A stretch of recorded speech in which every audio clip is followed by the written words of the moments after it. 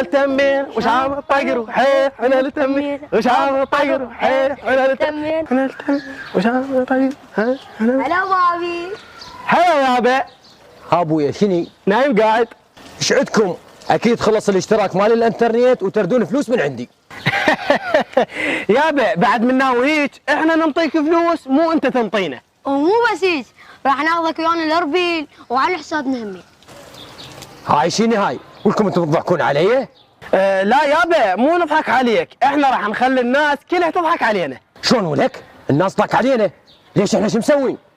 يابا مو يضحكون علينا، قرار قصدي راح نضحك الناس بالانترنت. اقول لكم انا ما افتهمت كل شيء، انتم ايش تردون بالضبط؟ يابا انا اشرح لك السالفه. انا ومروان قررنا نطلعك ويانا بالسوشيال ميديا ونصورك ونسوي بيك مقالب ونحصل فلوس هواي. اي يابا، وراح نزين شعرك ونشقق ملابسك ونصورك وانت نايم. شلون ولك؟ هاك ياباك. بويه وكان لكم؟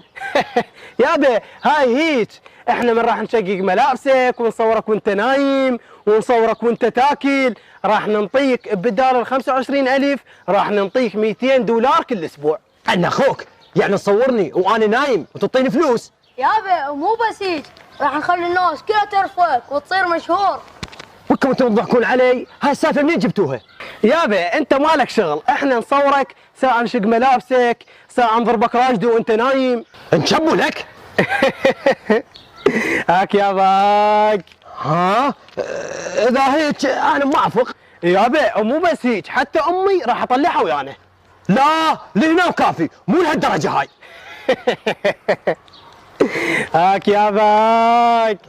يلا هي حريه شخصيه. يابا ومو بس هيك، انا قررت اول ما اخطب راح اطلع خطيبتي وياي ونصير اجمل عائله بالسوشيال ميديا. اقول لك اسمعني زين. قول يابا قول. اقول لك ابويا ايش وقت نصور؟ انا جاهز.